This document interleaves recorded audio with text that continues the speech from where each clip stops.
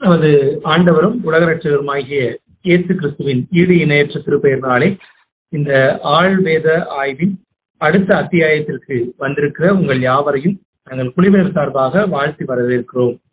ஆண்டவர் கடந்த நாட்களிலே நமக்கு பாராட்டின கிருபைகளுக்காக நன்றி செலுத்துவோம். வெற்றிகரமாக 50 வாரங்கள் மோசேயுடைய வாழ்க்கையிலிருந்து தண்ணீரற்ற தலைவர் என்ற தலைப்பின் கீழாக அநேக காரியங்களை கற்றுக்கொண்டோம். அதனுடைய நீட்சியாக இந்த நாட்களிலேயும் கூட அப்போஸ்தலனாகிய பரிசுத்த பவுலுடைய வாழ்க்கையிலிருந்து காரியங்களை கற்றுக்கொள்ள ஆண்டவர் நமக்கு உதவி செய்திருக்கிறார். இது அநேகருடைய ஜெபங்களினால் நமக்கு சாத்தியமாயிருக்கிறது. இந்த நேரத்தை நமதாக்கிக் கொள்வோம். ஆண்டவர் நம்மை தொடர்ந்து வழிநடத்துவாராக. சரி, நம்ம படிக்க போற பகுதி என்னன்னா, உறுதியான ஊழியர். புதிய ஏற்பாடுன்னு சொல்லி எடுத்தோமானா, ஆண்டவராகிய இயேசு கிறிஸ்துவுக்கு அடுத்தபடியாக அதிகமான பக்கங்களில் பரிசுத்த ஆவியானவரால் பயன்படுத்தப்பட்ட ஒரு மனிதன் சொல்லி எடுத்தீங்கன்னா அது அப்போஸ்தலனாகிய Paul. New NIV life application பைபிள்ல இவ்விதமாக பவுலை குறித்து ஒரு அறிமுகம் சொல்லப்பட்டிருக்கிறது. என்ன அறிமுகம்? கிறிஸ்தவ வரலாற்றை செதுக்கிய சிற்பிகள்ல இயேசு கிறிஸ்துவை தவிர அப்போஸ்தலராகிய பவுலுக்கு இணையானவர் யாரும் இல்லை. கிறிஸ்தவ வரலாற்றை செதுக்கிய சிற்பிகளில் இயேசு கிறிஸ்துவை தவிர அப்போஸ்தலராகிய பவுலுக்கு இணையானவர்கள் யாரும் இல்லை என்று அந்த வேத போதகர் எழுதுகிறார். No person apart from Jesus himself shaped the history of Christianity like the apostle Paul. அதாவது பவுலுடைய வாழ்க்கையில அவர் இயேசு கிறிஸ்துவை சந்திப்பதற்கு முன்பாகவும் அவருடைய வாழ்க்கை ஒரு தன்னிகரற்ற வாழ்க்கையாக இருந்தது.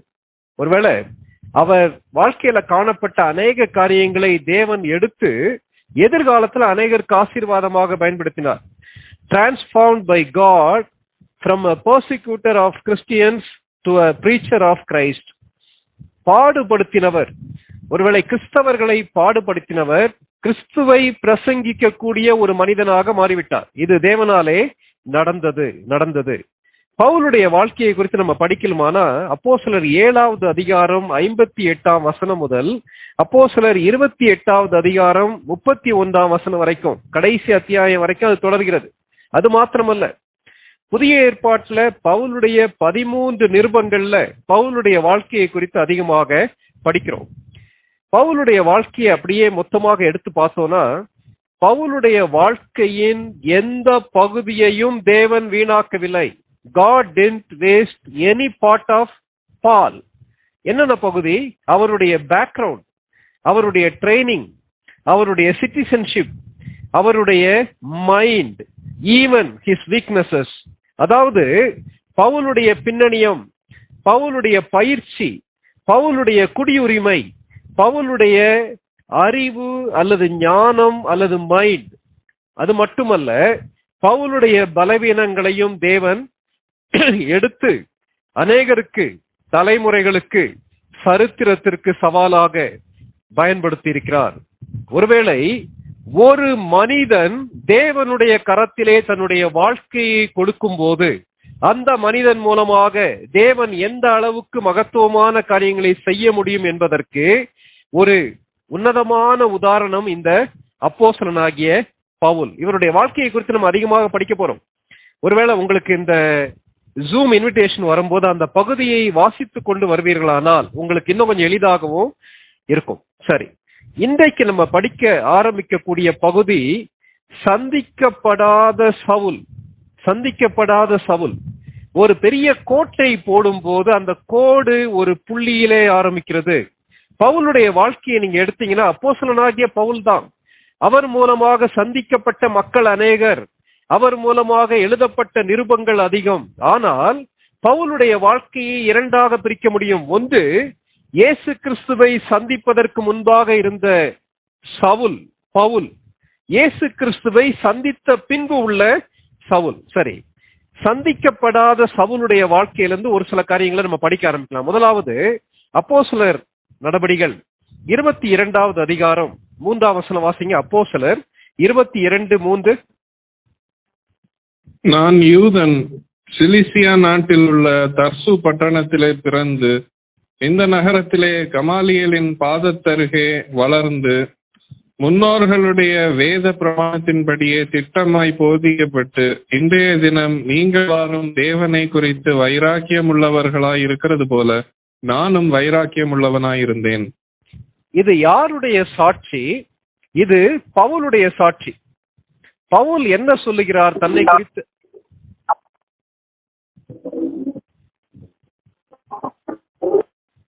பவுல் தன்னை குறித்து என்ன சாட்சி சொல்றாருன்னா, நான் யூதன், சிசிலியா நாட்டில் உள்ள தர்சு பட்டணத்திலே பிறந்து இந்த நகரத்திலே கமாலியேலின் பாதத்தருகே வளர்ந்து முன்னோர்களுடைய வேத பிரமாணத்தின்படி திட்டமாக போதிக்கப்பட்டேன்னு சொல்லி அநேக காரியங்களை சொல்றார்.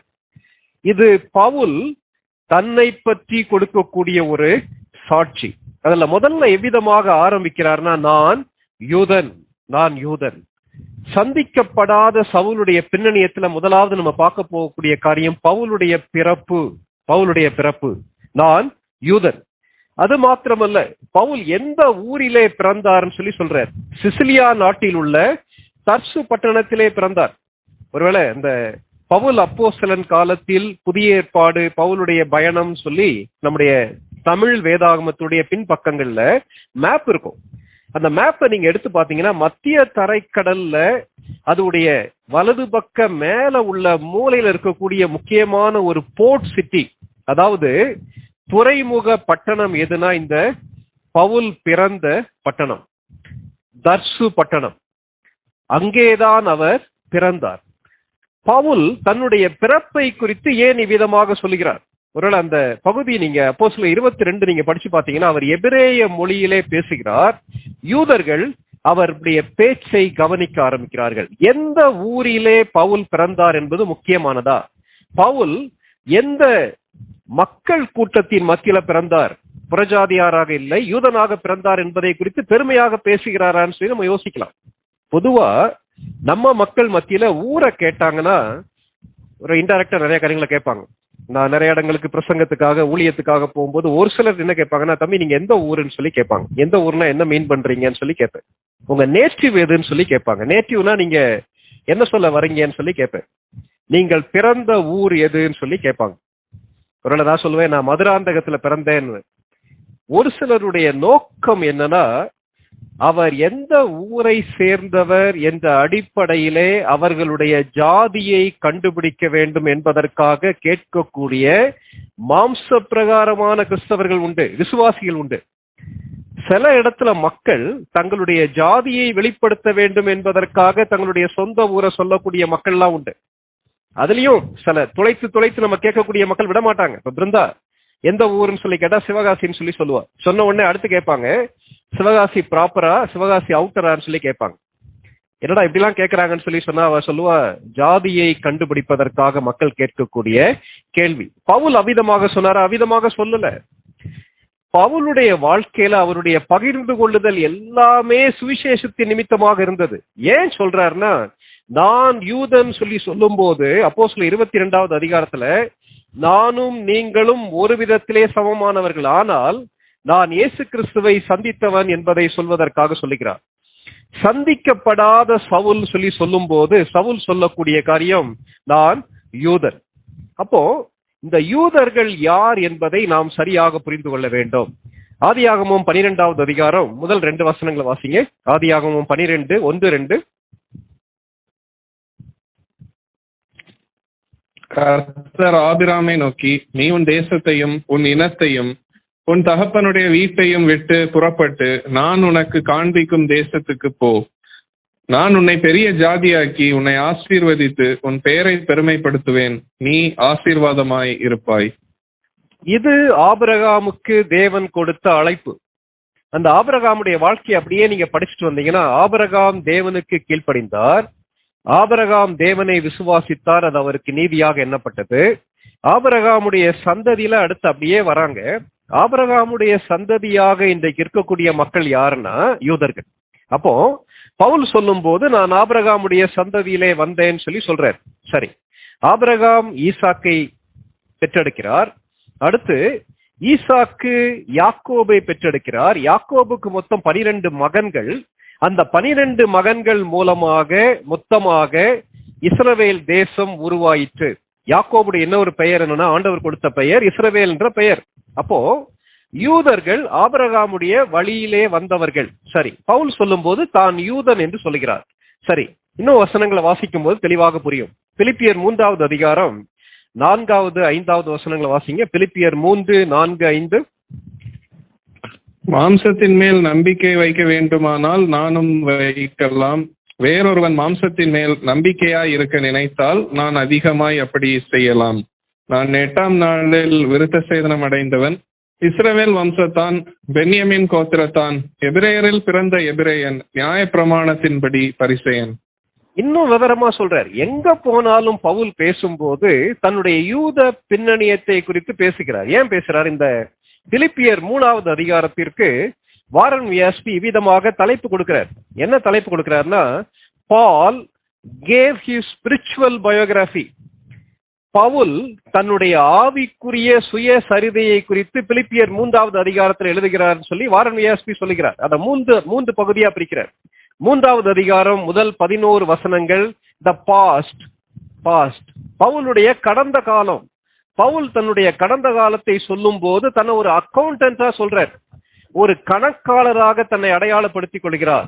கிறிஸ்துவை கண்டதினாலே தன்னுடைய வாழ்க்கையிலே அவர் கற்றுக்கொண்ட நியூ வேல்யூஸ், அதன் அடிப்படையில் சொல்லுகிறார். இரண்டாவது, அதே பிலிப்பியர் 3வது அதிகாரம் 12ஆம் வசனம் முதல் 16ஆம் வசனம் வரைக்கும் பவுல் தன்னை குறித்து சொல்லும் போது ஒரு ஆத்லெட்டா சொல்றார். அதாவது தன்னை ஒரு விளையாட்டு வீரனாக அடையாளப்படுத்திக் கொள்கிறார். ஏன்?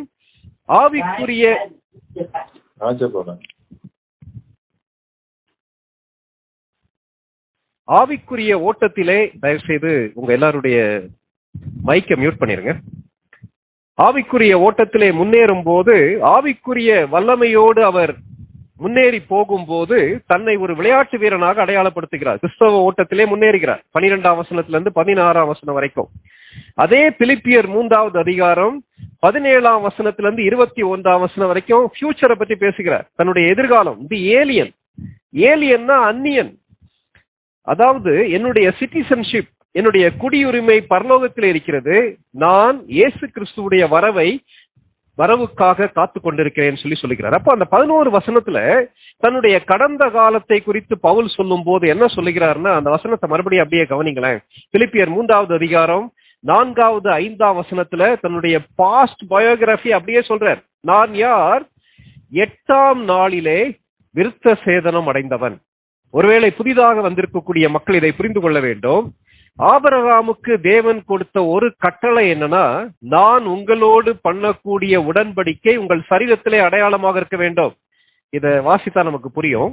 ஆதியாகமம் 17வது அதிகாரம் 9ஆம் வசனத்திலிருந்து 14 வரைக்கும் வாசிங்க. ஆதியாகமம் 17, 9 முதல் 14 வரைக்கும்.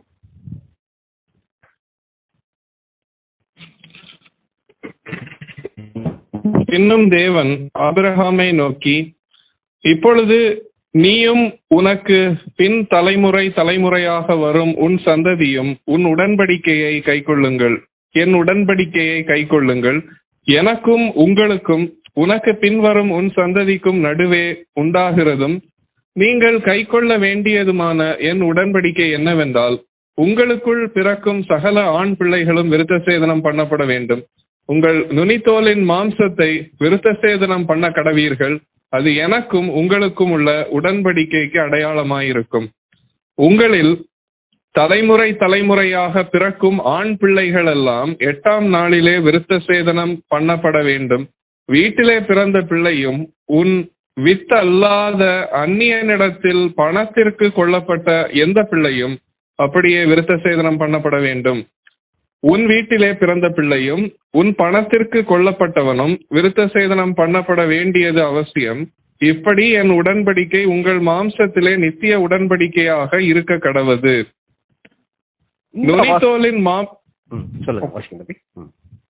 நுனித்தோலின் மாம்சம் விருத்த சேதனம் பண்ணப்படாதிருக்கிற நுனித்தோல் உள்ள ஆண் பிள்ளையாய் இருந்தால் அந்த ஆத்துமா என் உடன்படிக்கையை மீறினபடியால் தன் ஜனத்தில் இராதபடிக்கு அறுப்புண்டு போவான் என்றார். Thank you Johnson.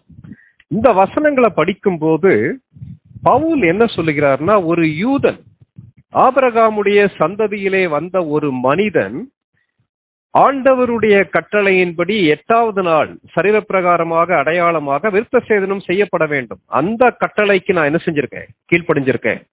அடுத்து சொல்லும் போது என்ன சொல்றாரு தெரியுமா? நான் பென்யமீன் கோத்திரத்தான். பென்யமீன் கோத்திரத்தான். பவுல் சொல்லும் போது நான் யூதன், 8வது நாளிலே விருத்த சேதனம் அடைந்தவன், 3வது பென்யமீன் கோத்திரத்தான். இந்த பென்யமீன் கோத்திரத்தான் ஏன் ரொம்ப முக்கியமானவங்க? 12 கோத்திரங்கள்ல பென்யமீன் கோத்திரமும் இருக்கு.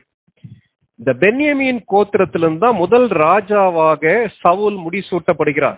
1 சாமுவேல் 10வது அதிகாரம் 20 முதல் 24 வரைக்கும் வாசிக்கிறோம். அப்போ யூதர்களுடைய பார்வையில மிகவும் மதிக்கப்படத்தக்க ஒரு கோத்திரம் இந்த பெஞ்சமின் கோத்திரம். அது மாத்திரமல்ல, இந்த பெஞ்சமின் கோத்திரத்தாரும் யூதா கோத்திரத்தார் மாத்திரம்தான் இஸ்ரவேல் மக்கள் சிறைப்பட்டு போகும்போது மறுபடியும் தங்களுடைய தேசத்துக்கு திரும்பி வந்த 2 கோத்திரத்தார். இதை எஸ்ரா 4வது அதிகாரம் 1 வசனத்துல வாசிக்கிறோம். சரி, இதெல்லாம் பற்றி பவுல் இவ்வளவு டீட்டெயில்டா சொல்றாரு. என்ன சொல்றாருன்னா, பிறப்பின் அடிப்படையிலே நான் யூதன். அப்ப நமக்குள்ள ஒரு கேள்வி எழும்பலாம். என்ன கேள்வினா, இந்த பவுல் யாரை தெய்வமாக வணங்கினார்? யெகோவாவை தெய்வமாக வணங்கின ஒரு மனிதன். பிறப்பின் அடிப்படையில ஆபிரகாமுடைய சந்ததியார் ஆசீர்வதிக்கப்பட்டவர்கள், தெரிந்து கொள்ளப்பட்டவர்கள். ஆகவே தெரிந்து கொள்ளப்பட்ட சந்ததியிலே வந்த ஒரு மனிதன் இந்த பவுல் அல்லது சவுல். அப்படி இருக்கும்போது இவருடைய வாழ்க்கையிலே இயேசு கிறிஸ்துவை தனிப்பட்ட விதத்தில் சந்திக்க வேண்டிய அனுபவம் தேவையா?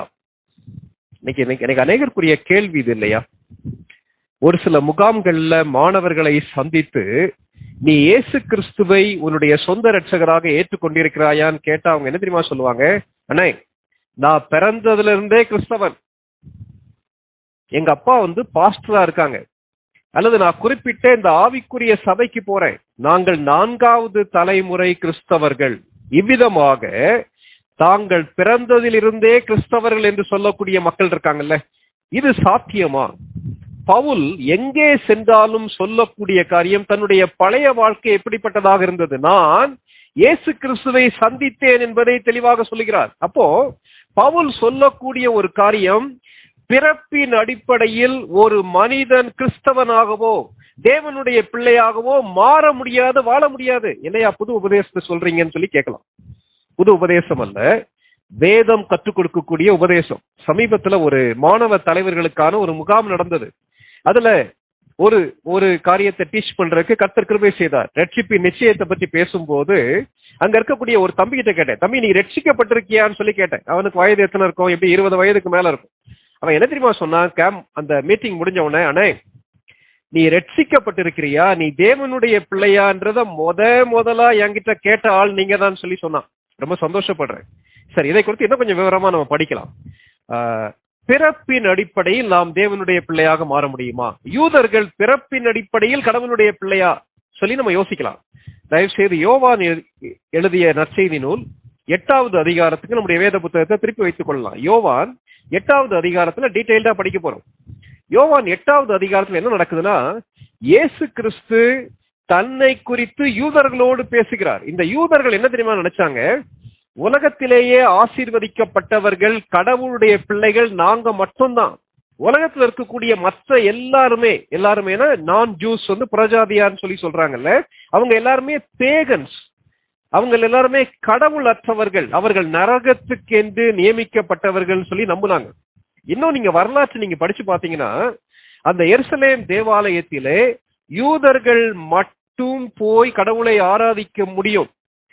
புறஜாதியாருக்கு, யூதர்கள் அல்லாதவர்களுக்காக வேற ஒரு கோட் வச்சிருந்தாங்க, வேற ஒரு இடம் வச்சிருந்தாங்க. ஒரு யூதர் அல்லாத மார்க்கத்தை சேர்ந்த ஒரு மனிதன் அந்த பேரிகார்டெல்லாம் தாண்டி ஒருவேளை போனானா அவனை அந்த இடத்திலேயே கொல்வதற்கு அன்னைக்கு ரோமன் கவர்மெண்ட் அவங்களுக்கு உரிமையை கொடுத்துருந்துச்சு. அப்போ ஒரு யூதனுக்குள்ள இருக்கக்கூடிய ஒரு பெரிய பெருமை என்னன்னா, நாங்கள் ஆபிரகாம் சந்ததியிலே வந்தவர்கள், ஆகவே நாங்கள் கண்டிப்பாக கடவுளுடைய மக்கள்னு சொல்லி நினைச்சாங்க. அவ்விதமாக யோசித்த யூதர்களோடு இயேசு கிறிஸ்து பேச ஆரம்பிக்கிறார். யோவான் 8வது அதிகாரம் 23, 24 வசனங்களை வாசிங்க. அவர் அவர்களை நோக்கி, நீங்கள் தாழ்வில் இருந்து உண்டானவர்கள், நான் உயர்வில் இருந்து உண்டானவன். நீங்கள் இந்த உலகத்திலிருந்து உண்டானவர்கள், நான் இந்த உலகத்திலிருந்து உண்டானவன் அல்ல. ஆகையால் நீங்கள் உங்கள் பாவங்களில் சாவீர்கள் என்று உங்களுக்கு சொன்னேன். நானே அவர் என்று நீங்கள் விசுவாசியாவிட்டால் உங்கள் பாவங்களிலே சாவீர்கள் என்றார். இயேசு கிறிஸ்து யூதர்களோடு பேசும்போது என்ன சொல்றாருன்னா, நான் மேசியா என்பதை, இரட்சகர் என்பதை நீங்கள் விசுவாசியாவிட்டால் நீங்கள் உங்கள் பாவங்களிலேயே சாவீர்கள். ஏன் தெரியுமா? நீங்கள் உலகத்திலிருந்து உண்டானவர்கள் சொல்லி சொல்றாரு. அந்த கான்வர்சேஷன் அப்படியே தொடருது. அப்படியே படிச்சு பாருங்களேன். 29, 30, 34, 29, 30 வாசிங்க தம்பி. என்னை அனுப்பினவர் என்னுடனே கூட இருக்கிறார். பிதாவுக்கு பிரியமானவைகளை நான் எப்பொழுதும் செய்கிறபடியால் அவர் என்னை தனியே இருக்க விடவில்லை என்றார்.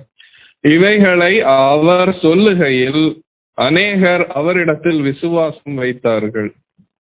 இயேசு கிறிஸ்து தன்னை குறித்து யார் என்று தெளிவாக சொல்கிறார். சொல்லி முடிச்ச உடனே அநேக யூதர்கள் இயேசு கிறிஸ்துவை விசுவாசித்து ஏற்றுக்கொண்டார்கள். இத பார்த்த உடனே தன்னை விசுவாசித்த யூதர்களோடு இயேசு கிறிஸ்து பேச ஆரம்பிக்கிறார். 31 வசனத்திலிருந்து 34 வரைக்கும் வாசிங்க தம்பி. இயேசு தம்மை விசுவாசித்த யூதர்களை நோக்கி, நீங்கள் என் உபதேசத்தில் நிலைத்திருந்தால் மெய்யாகவே என் சீஷராய் இருப்பீர்கள், சத்தியத்தையும் அறிவீர்கள், சத்தியம் உங்களை விடுதலையாக்கும் என்றார். அவர்கள் அவருக்கு பிரதியுத்தரமாக, நாங்கள் ஆபிரகாமின் சந்ததியாய் இருக்கிறோம், நாங்கள் ஒரு காலம் ஒருவனுக்கும் அடிமைகளாய் இருக்கவில்லை, விடுதலையாவீர்கள் என்று நீர் எப்படி சொல்லுகிறீர் என்றார்கள். இயேசு அவர்களுக்கு பிரதியுத்தரமாக, பாவம் செய்கிறவன் எவனும் பாவத்துக்கு அடிமையாய் இருக்கிறான் என்று மெய்யாகவே உங்களுக்கு சொல்லுகிறேன். இயேசு கிறிஸ்து தெளிவாக யூதர்களை பார்த்து சொல்கிறார். யூதர்கள் என்ன நினைச்சாங்க? பிறப்பின் அடிப்படையில் நாங்கள் ஆபிரகாமுடைய சந்ததியார், தெரிந்து கொள்ளப்பட்டவர்கள், பரலோகத்தை சுதந்தரிக்க அழைக்கப்பட்டவர்கள், ஆகவே நாங்கள் யாருக்கும் அடிமையா இருக்கவில்லை என்று மேசியாவாக வந்த இயேசு கிறிஸ்துவோடு வாக்குவாதம் பண்றாங்க. வாக்குவாதம் பண்ணின யூதர்களை பார்த்து இயேசு கிறிஸ்து தெளிவாக சொல்கிறார். அந்த 34 வசனத்தை அப்படியே கவனிங்களேன்.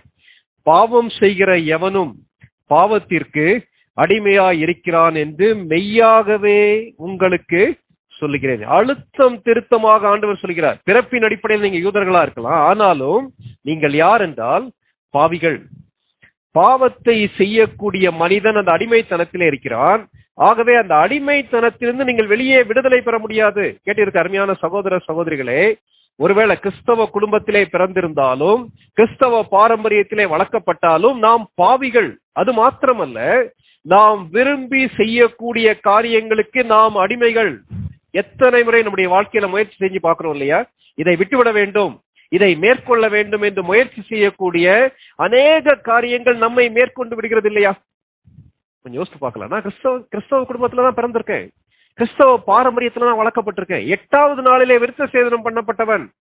எனக்கு ஒருவேளை ஞானஸ்நானம் எல்லாம் கொடுத்திருக்காங்க, திடப்படுத்தலாம் நான் எடுத்திருக்கேன், ஆனாலும் நான் அடிமையா இருக்கிறேன்னு சொல்லி சொல்றோம் இல்லையா? இதை குறித்து ஆண்டவர் தொடர்ந்து பேசுகிறார். 35, 36 வசனங்களை வாசிங்க. அடிமையானவன் என்றைக்கும் வீட்டிலே நிலைத்திரான், குமாரன் என்றைக்கும் நிலைத்திருக்கிறார். ஆகையால் குமாரன் உங்களை விடுதலையாக்கினால் மெய்யாகவே விடுதலையாவீர்கள். ஆண்டவர் அதற்கான சொல்யூஷனை சொல்றார். நீங்கள் ஆபிரகாமுடைய சந்ததியார்னு சொல்லி உங்களை நீங்களே ஏமாற்றி கொண்டிருக்காதுங்க. நீங்க யூதர்கள் என்கிறபடினாலே கடவுளுடைய பிள்ளைகள் சொல்லி யோசிக்காதுங்க. நீங்க என்ன செய்யணும்னா, பாவத்திலிருந்து விடுதலை பெற வேண்டுமானால் இயேசு கிறிஸ்துவை தனிப்பட்ட விதத்திலே சந்திக்க வேண்டும். அவர் உங்களுடைய பாவங்களை மன்னிக்க வேண்டும். அவர் உங்களை பாவத்திலிருந்து விடுதலையாக்க வேண்டும். அவ்விதமான விடுதலையை நீங்கள் அனுபவிக்காவிட்டால் நீங்கள் உங்கள் பாவங்களிலே சாவீர்கள் சொல்லி ஆண்டவர் அவர்களை எச்சரிக்கிறார். பவுல் இங்க சொல்லும் போது என்ன சொல்றார்? நான் யூதன், பிறப்பின் அடிப்படையிலே யூதன், நான் பென்யமீன் கோத்திரத்தான், என்னுடைய கோத்திரம் எனக்கு நல்லா தெரியும், தெரிந்து கொள்ளப்பட்ட ஒரு கோத்திரம். அது மாத்திரமல்ல, நான் 8வது நாளிலே விருத்த சேதனம் பண்ணப்பட்டவன், எபிரேயரில் பிறந்த எபிரேயன். இன்னும் அநேக காரியங்களை சொல்றாரு, பின்னாடி படிப்போம். குற்றம் சாட்ட முடியாத பரிசேயன் சொல்லி பின்னாடி சொல்றார்.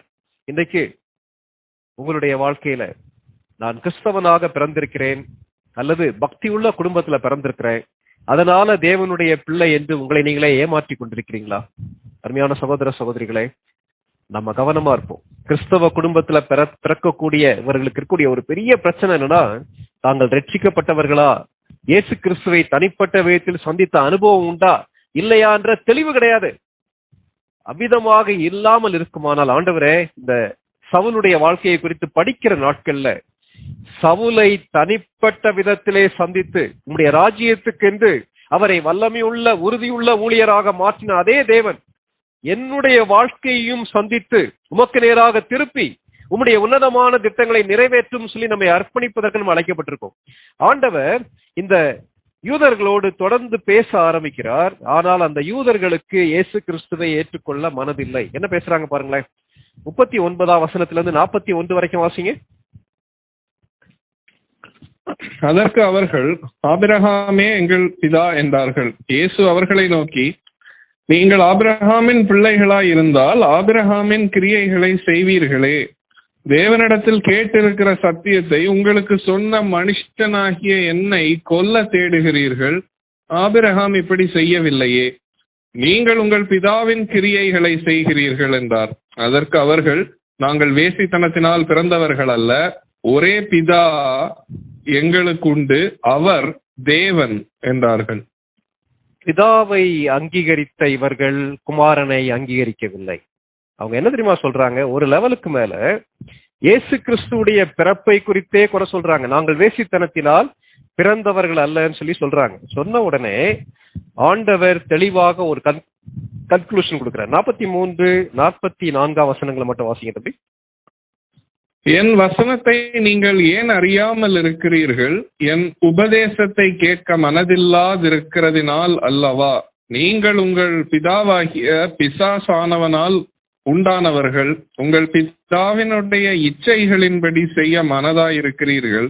அவன் ஆதி முதற் கொண்டு மனுஷ கொலைபாதகனாயிருக்கிறான். சத்தியம் அவனிடத்தில் இல்லாதபடியால் அவன் சத்தியத்திலே நிலை நிற்கவில்லை. அவன் பொய்யனும் பொய்க்கு பிதாவுமாய் இருக்கிறபடியால் அவன் பொய் பேசும்போது தன் சொந்தத்தில் எடுத்து பேசுகிறான். ஆண்டவருடைய பிரசங்கம் எந்த அளவுக்கு பாவத்தை குறித்து கண்டித்து உணர்த்தியது இல்லையா? ஆண்டவர் ஒளிவு மறைவு இல்லாதபடிக்கு நேரடியாக யூதர்களை பார்த்து சொல்லும் போது என்ன தெரியுமா சொல்றார்? நீங்கள் உங்கள் பிதாவாகிய பிசாசினால் உண்டானவர்கள்.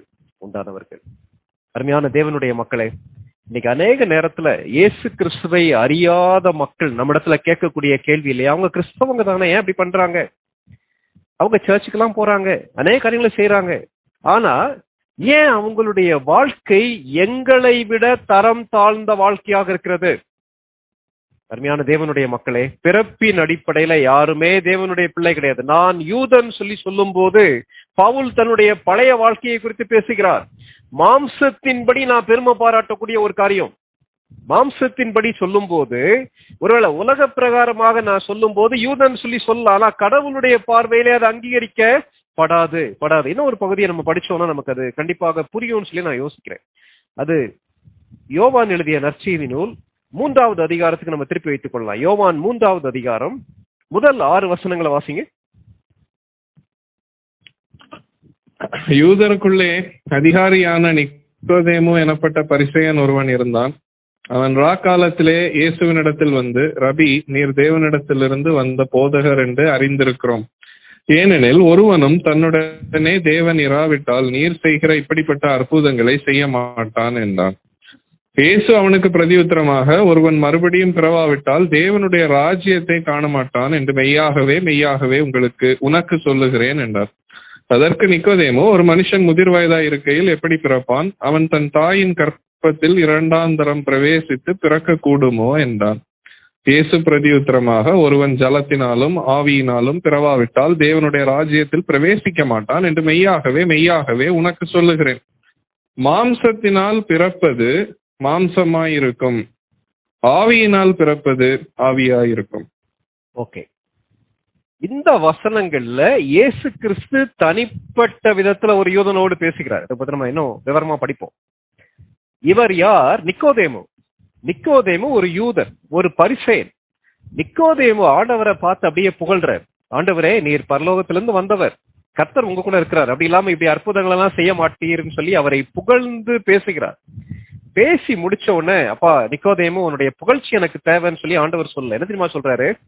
நீ மறுபடியும் பிறவாவிட்டால் தேவனுடைய ராஜ்யத்தை காண மாட்டாய் என்று மெய்யாகவே மெய்யாகவே உனக்கு சொல்லுகிறேன் சொல்லி ஆண்டவர் தெளிவாக சொல்றார். நிக்கோதேமுவே, நீ யூதனாக பிறந்தால் மட்டும் போதாது, நீ மறுபடியும் பிறக்க வேண்டும், மறுபடியும் பிறக்க வேண்டும்.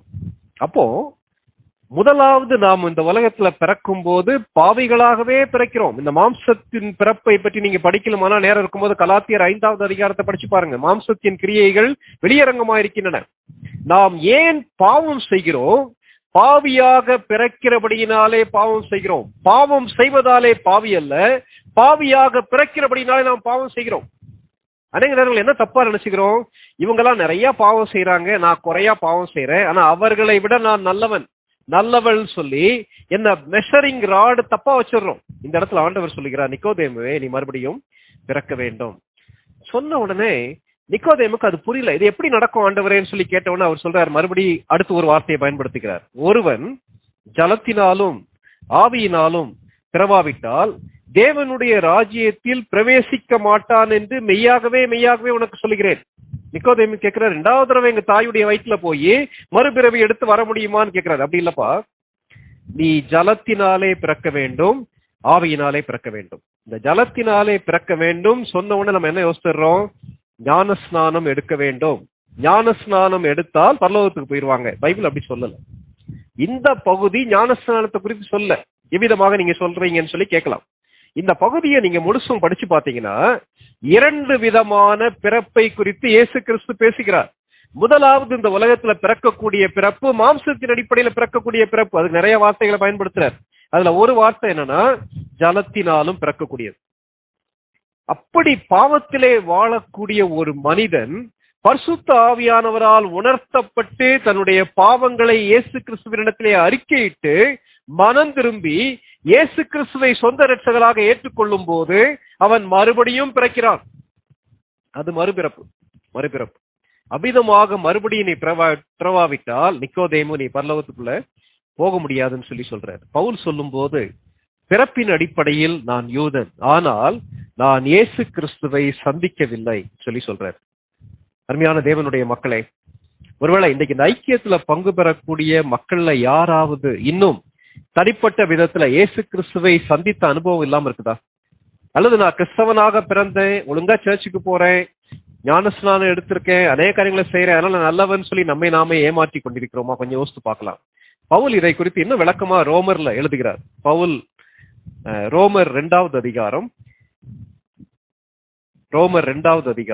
17ஆம் வசனத்திலிருந்து 24ஆம் வசனம் வரைக்கும் வாசிங்க.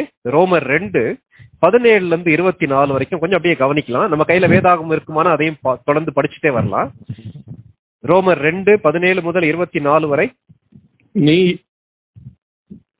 நீ யூதன் என்று பெயர் பெற்று நியாயப்பிரமாணத்தின் மேல் பற்றுதலாய் இருந்து தேவனை குறித்து மேன்மை பாராட்டி நியாயப்பிரமாணத்தினால் உபதேசிக்கப்பட்டவனாய் அவருடைய சித்தத்தை அறிந்து நன்மை தீமை இன்னதென்று வகையறுக்கிறாயே. நீ உன்னை குருடருக்கு வழிகாட்டியாகவும் அந்தகாரத்தில் உள்ளவர்களுக்கு வெளிச்சமாகவும் பேதைகளுக்கு போதகனாகவும் குழந்தைகளுக்கு உபாத்தியனாகவும் நியாயப்பிரமாணத்தின் அறிவையும் சத்தியத்தையும் காட்டிய சட்டமுடையவனாகவும் எண்ணுகிறாயே. இப்படி இருக்க மற்றவனுக்கு போதிக்கிற நீ உனக்கு தானே போதியாமல் இருக்கலாமா? களவு செய்யக்கூடாது என்று பிரசங்கிக்கிற நீ களவு செய்யலாமா? விபச்சாரம் செய்யக்கூடாது என்று சொல்லுகிற நீ விபச்சாரம் செய்யலாமா? விக்கிரகங்களை அருவருக்கிற நீ கோவில்களை கொள்ளையிடலாமா? நியாயப்பிரமாணத்தை குறித்து மேன்மை பாராட்டுகிற நீ நியாயப்பிரமாணத்தை மீறி நடந்து தேவனை கனவீனம் பண்ணலாமா? எழுதியிருக்கிறபடி தேவனுடைய நாமம் புறஜாதிகளுக்குள்ளே உங்கள் மூலமாய் தூஷிக்கப்படுகிறதே. பவுல் இந்த ஆரம்ப அதிகாரங்கள்ல என்ன எழுதுறாருன்னா, அப்போஸ்தலனாகிய பவுல் ரோமாபுரியருக்கு எழுதிய நிருபத்துல அந்த வசனங்களை அப்படியே கவனிங்களேன். தன்னுடைய வாழ்க்கையோடு அப்படியே ஒப்பிட்டு சொல்றார். நீ யூதன் என்று பெயர் பெற்றிருக்க, நியாய பிரமாணத்தின் மீது பற்றுதலா இருக்கிற, தேவனை குறித்து பெருமை பாராட்டுகிற. எங்களுடைய தேவன் ஜீவனுள்ள தேவன், எங்களுடைய தேவன் பெரியவர்லாம் நீ புகழ்ந்து கொள்ற. நியாய பிரமாணத்துல உபதேசிக்கப்பட்டிருக்கிற, சண்டே ஸ்கூல்ல மெசேஜ் கேட்கிற, பைபிள் ஸ்டடி அட்டன் பண்ற, எல்லாம் செய்யற. நன்மை இது தீமை என்று உனக்கு நல்லா தெரியும். அது மாத்திரமல்ல, நீ உன்னை என்ன சொல்றனா, குருடருக்கு வழிகாட்டியா சொல்ற. தெரியாதவங்களுக்கு, தவறான பாதையில போறவங்களுக்கு நான் வழிகாட்டக்கூடியவன் சொல்லுகிறாய். அந்த காலத்தில் இருக்கிறவர்களுக்கு வெளிச்சமா சொல்ற. பேதைகளுக்கு போதகன், குழந்தைகளுக்கு உபாத்தியன், நியாய பிரமாணத்தின் அறிவையும் சத்தியத்தையும் காட்டிய சட்டமுடையவனாக நீ எண்ணுகிறாயே. உன்னை குறித்து யோசிக்கும் போது, நான் யூதன், நான் கற்று தேர்ந்தவன், நான் மற்றவர்களுக்கு போதிக்க அழைக்கப்பட்டவன் சொல்லி நிறைய காரியங்களை சொல்றியே. ஆனால் நீ கொஞ்சம் யோசித்து பாரு, என்ன சொல்றாருன்னா, களவு செய்யக்கூடாது என்று சொல்லுகிற நீ களவு செய்யலாமா? பொய் சொல்லக்கூடாது என்று சொல்லுகிற நீ பொய் சொல்லலாமா? உபச்சாரம் செய்யக்கூடாது என்று சொல்லுகிற நீ உபச்சாரம் செய்யலாமா? ஒருவேளை விக்கிரகங்களை அருவருக்கிற நீ கோவில்களை கொள்ளையிடலாமா? இன்னைக்கு அருமையான தேவனுடைய மக்களே, நம்ம பிறப்பு எப்படிப்பட்டதுன்றது முக்கியம் இல்ல. நானும் நீங்களும் இன்றைக்கு என்ன சொல்லுகிறோம் என்பது முக்கியம் அல்ல, எப்படி வாழுகிறோம் என்பது முக்கியம். யூதன், நீ யூதன் என்று பெயர் பெற்றவன். பவுல் ரோமாபுரியருக்கு எழுதும் போது சொல்றார், யூதர்களுடைய வாழ்க்கையை அப்படியே ஒப்பிட்டு எழுதுகிறார். என்ன சொல்றாரு? யூதர்கள் நிறைய சொல்றாங்க, ஆனா அவர்களுடைய வாழ்க்கைக்கும் கடவுளுடைய வார்த்தைக்கும் சம்பந்தமே இல்லை. காரணம் என்ன தெரியுமா? அவர்கள் தனிப்பட்ட விதத்திலே தேவனை அறியவில்லை. தேவனை அறிந்த ஒரு மனிதனுடைய வாழ்க்கைக்கும் வார்த்தைக்கும் முரண்பாடு இருக்காது. இதான் வேதம் கற்றுக் கொடுக்கக்கூடிய முக்கியமான ஒரு சத்தியம். முதல்ல தன்னை விசுவாசியாத யூதர்களை பார்த்து ஆண்டவர் சொல்லும் போது, நீங்கள் பிசாசினாலே உண்டானவர்கள் சொல்லி சொன்னார். பாவம் செய்கிற எவனும் பாவத்திற்கு அடிமைன்னு சொல்லி சொன்னார். நிக்கோதேமுவை பார்த்து சொல்லும் போது, நிக்கோதேமுவே நீ மறுபடியும் பிறக்க வேண்டும். என்னை புகழ்றதெல்லாம் இருக்கட்டும். நிறைய பேர் என்ன நினைக்கிறாங்க, ஆண்டவரை நல்லா ஒர்ஷிப் பண்ணோம்னா, அவரை புகழ்ந்து பாடுவோமானால் அவருடைய உள்ளம் அப்படியே குளிர்ந்து விடும் சொல்லி யோசிக்கிறோம்ல. இல்ல, நடக்காது, அதெல்லாம் நடக்காது. ஆண்டவர் என்ன தெரியுமா எதிர்பார்க்கிறார்? நம்முடைய வாழ்க்கை எவ்விதமாக இருக்கிறது என்று எதிர்பார்க்கிறார். உள்ள தொடர்ந்து இதை பவுல் அப்படியே டீட்டெயிலா எழுதுறாரு. 28, 29 வசனங்களை வாசிங்க. ரோமர் 2, 28, 29. ஆதலால் புறம்பாக யூதனானவன் யூதன் அல்ல, புறம்பாக மாம்சத்தில் செய்யப்படும் விருத்த சேதனமும் விருத்த சேதனம் அல்ல. உள்ளத்திலே யூதனானவனே யூதன், எழுத்தின்படி உண்டாகாமல் ஆவியின்படி இருதயத்தில் உண்டாகும் விருத்த சேதனமே விருத்த சேதனம். இப்படிப்பட்டவனுக்குரிய புகழ்ச்சி மனுஷராலே அல்ல, தேவனாலே உண்டாயிருக்கிறது. பவுல் முரண்பாடான வாழ்க்கையை குறித்து, முரண்பாடான பக்தியை குறித்து பேசும்போது ஒரே வார்த்தையில கன்க்ளூட் பண்ணிடுற. என்ன தெரியுமா சொல்றாரு? உள்ளத்திலே யூதனானவனே யூதன். பிறப்பின் அடிப்படையில் அல்ல, வார்த்தையில் அல்ல, வெளியே பார்க்கும் போது நம்ம செய்யக்கூடிய காரியங்கள் அல்ல, அல்லது தோற்றத்திலே இல்ல, உள்ளத்திலே மாற்றம் உண்டா? அதான் இன்னைக்கு ராத்திரி நம்ம கேட்க வேண்டிய கேள்வி. நீங்களும் நானும் உள்ளத்திலே யூதரானவர்களா? பவுல் சொல்றாரு, நான் சந்திக்கப்படுவதற்கு முன்பாக பிறப்பின் அடிப்படையிலே யூதன், ஆனால் உள்ளத்திலே நான் யூதன் இல்லை. இரண்டாவது, விருத்த சேதனம் இருதயத்திலே பண்ணப்படவில்லை, சரீரத்திலே பண்ணப்பட்டதுன்னு சொல்லி அவர் சொல்றார். எவ்வளவு தெளிவாக பவுல் இந்த காரியத்தை குறித்து பேசுகிறார். இன்னைக்கு நம்ம லைஃப் நம்ம கொஞ்சம் யோசிச்சு பார்ப்போம். இதை குறித்து நிறைய இடங்கள்ல விருத்த சேதனத்தையும் அவர் இயேசு கிறிஸ்துவின் மீது வைக்கக்கூடிய விசுவாசத்தையும் குறித்து பவுல் டீடைல்டா பேசுறார். நிறைய வசனங்கள் இருக்கு. சரி, உள்ளத்திலே யூதனானவனே யூதன், இருதயத்திலே செய்யப்படுகிற விருத்த சேதனமே விருத்த சேதனம். மூணாவது என்ன தெரியுமா சொல்றார்? இப்படிப்பட்டவனுடைய புகழ்ச்சி மனுஷராலே அல்ல, தேவனாலே உண்டாயிருக்கிறது. பவுல பயங்கரமா புகழ்ந்தாங்க. ஏன்னா கர்த்தருக்காக வைராக்கியமாக செயல்பட்ட மனிதன் சொல்லி சொன்னாங்க. எப்பொழுது? ரட்சிக்கப்படுறதுக்கு முன்னாடி. யூத மார்க்கத்துல அநேக காரியங்களை செய்தார், பிறப்பின் அடிப்படையில் அநேக காரியங்களை செய்தார், பிறப்பின் அடிப்படையில் அநேக காரியங்களை பெருமை பாராட்டினார். ஆனால் தேவன் அதை அங்கீகரிக்கவில்லை. ஜூஸ்ன்றது ஒரு நாடு மாத்திரம் இல்ல. இந்த ஜூடாயிசம்ன்றது not only refers to a nationality but also the religion. யூதர்கள் என்பது ஒரு நாட்டை மாத்திரம் குறிக்கக்கூடிய காரியம் அல்ல, ஒரு கடவுளை குறிக்கக்கூடிய கூட்டம், யெகோவாவை தெய்வமாக வணங்கின கூட்டம். மேசியாவுக்காக காத்திருந்தார்கள், ஆனால் மேசியாவை அவர்கள் ஏற்றுக்கொள்ளவில்லை. பவுல் சொல்லும் போது, நான் பிறப்பின் அடிப்படையில் அநேக காரியங்களை பெருமை பாராட்டலாம், ஆனால் நான் சந்திக்கப்படவில்லை. நான் செய்யக்கூடிய எல்லா சுயநீதியும் தேவனுடைய பார்வையிலே எந்த விதமான அங்கீகாரத்தையும் எனக்கு கொண்டு வரவில்லை என்பதை குறித்து பவுல் தெளிவாக பேசுகிறார். இன்றைக்கு பிறப்பின் அடிப்படையில் நம்ம கிறிஸ்தவர்களா, அல்லது மறுபிறப்பின் அனுபவம் நமக்கு உண்டா? என்றைக்காவது ஒரு நாள் நான் பாவி என்பதை உணர்ந்த, ஆண்டவரே இதுவரைக்கும் நான் வாழ்ந்த வாழ்க்கை பாவத்துலதான் வாழ்ந்திருக்கேன், கிறிஸ்தவ குடும்பத்துல பிறந்திருந்தாலும் கிறிஸ்தவ பாரம்பரியத்திலே வளர்க்கப்பட்டாலும் நான் பாவி ஆண்டவரே சொல்லி அவருடைய சமூகத்துக்கு வந்து நம்முடைய பாவங்கள் எல்லாவற்றையும் அறிக்கையிட்டு மனம் திரும்பி இருக்கிறோமா? இயேசு கிறிஸ்து என்னுடைய பாவம் எல்லாவற்றையும் மன்னித்து விட்டார், அவருடைய ரத்தம் என்னுடைய பாவங்கள் எல்லாவற்றையும் கழுவி விட்டது என்ற நிச்சயம் உங்களுக்கு உண்டா? அவரை விசுவாசித்து என்னுடைய உள்ளத்திலே அவருக்கு இடம் கொடுக்கும் போது என்னை உள்ளத்திலே கிறிஸ்தவனாக மாற்றுகிறார், உதற்றளவிலே இல்லை. ஆண்டவர் புகழக்கூடிய ஒரு வாழ்க்கைக்கு நம்மை அர்ப்பணித்திருக்கிறோமா? கொஞ்சம் யோசித்து பார்ப்போம். ஒருவேளை இதுவரை அப்படிப்பட்ட அனுபவம் நமக்கு இல்லைன்னா இன்றைக்கு ராத்திரி நம்மை அர்ப்பணிப்போம். தலைகளை தாழ்த்தி கண்களை மூடி நம்ம ஜெபிக்கலாம்.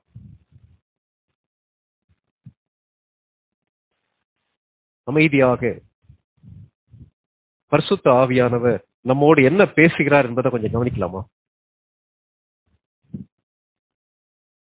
அவ்வளவு பெரிய கூட்டத்துக்கு முன்பாக நின்று பவுல் சொல்லும் போது எங்கே போனாலும் அவர் சொல்லக்கூடிய சாட்சி என்ன தெரியுமா? நான் யூதன், பிறப்பின் அடிப்படையிலே யூதன், பென்யமீன் கோத்திரத்தான், எபிரேயரில் பிறந்த எபிரேயன், 8வது நாளிலே விருத்த சேதனம் அடைந்தவன். ஆனாலும் நான் இயேசு கிறிஸ்துவை சந்திக்கவில்லை ஐயா, இயேசு கிறிஸ்துவை அறியவில்லை ஐயா, என்னுடைய வாழ்க்கையிலே மாற்றம் இல்லை, உள்ளத்திலே யூதனானவனே யூதன். இன்னைக்கு நம்முடைய மனமாற்றம் நம்முடைய வாழ்க்கையில உண்டா? நாம் என்ன போதிக்கிறோமோ அதை நாம் கடைபிடிக்கிறோமா? மனிதர்கள் நம்மை புகழலாம், கர்த்தர் இன்றைக்கு நம்மை குறித்து என்ன சொல்லுவார்? கொஞ்சம் யோசித்து பார்க்கலாம். இன்னைக்கு ராத்திரி ஆண்டவரே உம்மை ஆழமாக சந்திக்க, மனமாற்றத்தை பெற்றுக்கொள்ள எனக்கு கிருபை தாருன்னு சொல்லி ஜெபிக்கலாமா? யாராவது ஒருவர், பரிசுத்த ஆவியானவர் உங்ககிட்ட பேசியிருப்பாரானா? கேட்ட சத்தியத்தின் அடிப்படையில ஒருவர் ஜெபித்து முடிக்கலாம்.